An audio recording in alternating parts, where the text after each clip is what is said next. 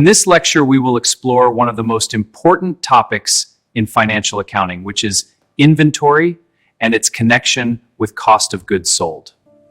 Inventory refers to goods that are owned by a business and are held for the purpose of sale to customers in the normal course of operations. Inventory is classified as a current asset on the balance sheet because it is expected to be converted into cash within one operating cycle. For example, if a company purchases 100 units at $50 each, then the total inventory value becomes $5,000. When these goods are sold, their cost moves from the balance sheet to the income statement as cost of goods sold, which directly affects profit. Understanding inventory is essential because it directly impacts profit, working capital management, and overall business decision-making. One of the most important concepts in inventory accounting is the flow of costs, which explains how inventory moves from assets to expenses. It is important to understand that the physical flow of goods and the flow of costs are not always the same in accounting.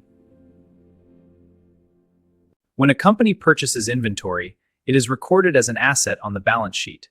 But when the goods are sold, that cost moves to the income statement as cost of goods sold. For example, if a company purchases 50 units at $20 each, then total inventory is calculated as 50 multiplied by 20, which equals $1,000.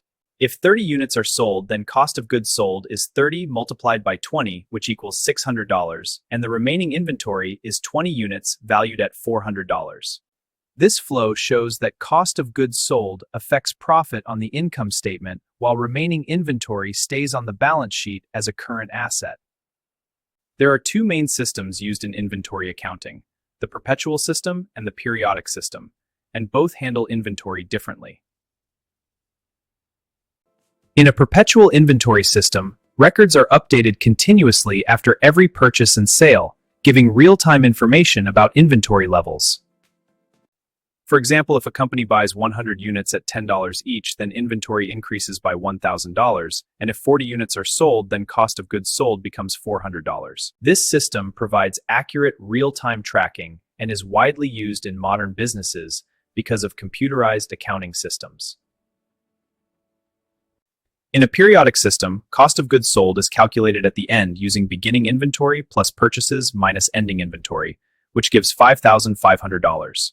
Perpetual systems provide better control and accuracy, while periodic systems are simpler and cheaper, but both can use the same inventory valuation methods. In real business situations, companies often purchase inventory at different prices over time, which creates a major accounting challenge.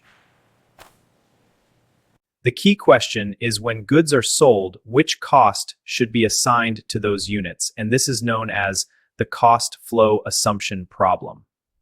For example, a company may purchase 10 units at $10 and later another 10 units at $12 and then sell 10 units.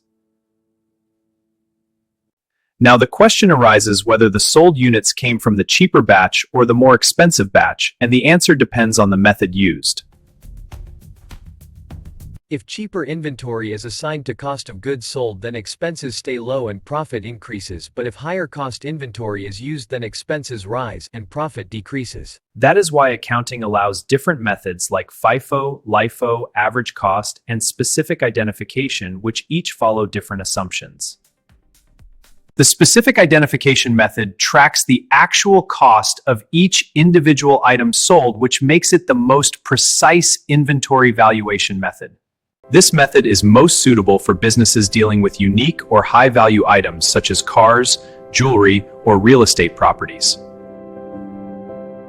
For example, if a company has cars costing $20,000, $25,000, and $30,000 and sells the $25,000 car, then the cost of goods sold is exactly $25,000. In another example, 9 bikes costing $91 and 11 bikes costing $106 are sold, giving total cost of goods sold equal to $1,985. After the sale, the remaining inventory consists of the unsold units, which continue to be recorded at their actual individual costs.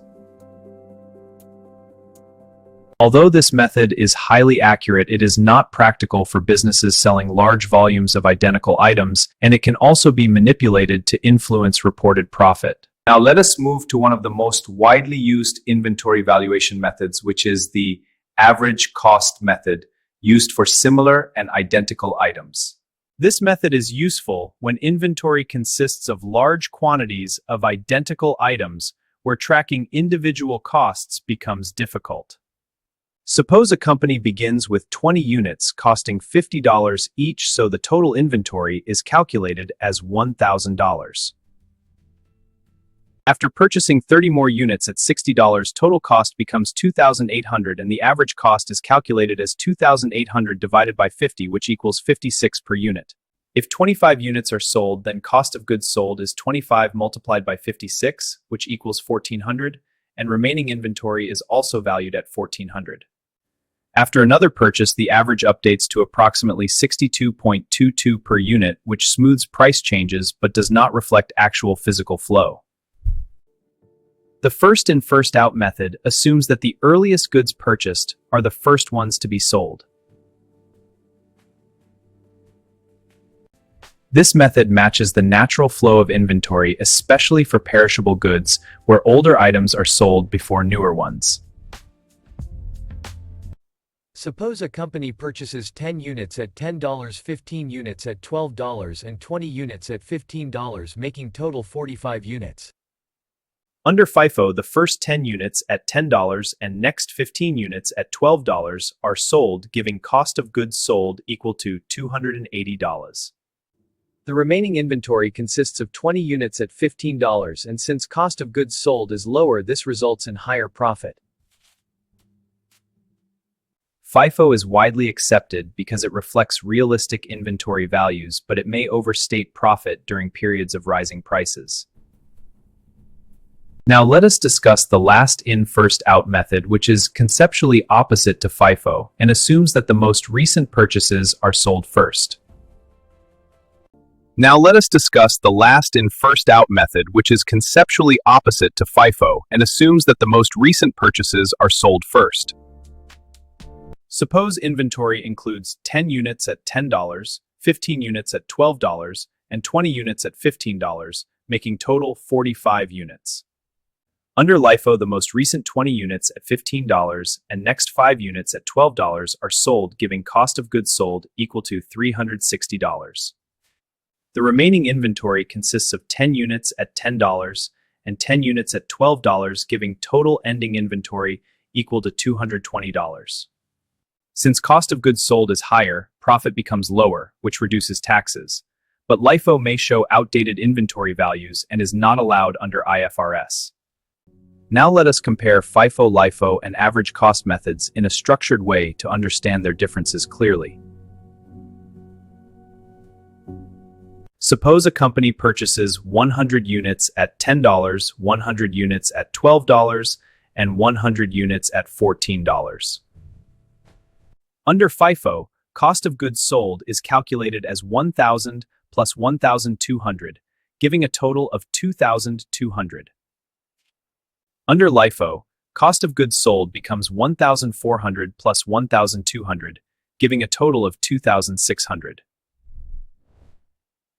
Under average cost, total cost of 3,600 divided by 300 gives 12 per unit, and cost of goods sold becomes 2,400. This comparison shows FIFO produces higher profit, LIFO produces lower profit, and average cost lies in between, making method choice a strategic decision. Consistency is a fundamental accounting principle which requires companies to use the same inventory method over time. If a company changes from FIFO to LIFO between years, the financial results may change significantly without any real change in performance. For example, profit under FIFO may be $10,000, while under LIFO it may drop to $7,000, creating confusion for investors. Such changes can mislead investors because the difference arises from accounting methods rather than actual business performance. Consistency improves comparability, reliability, and credibility of financial statements, making them more useful for decision-making. That is why accounting standards require companies to disclose and justify any change in inventory valuation methods.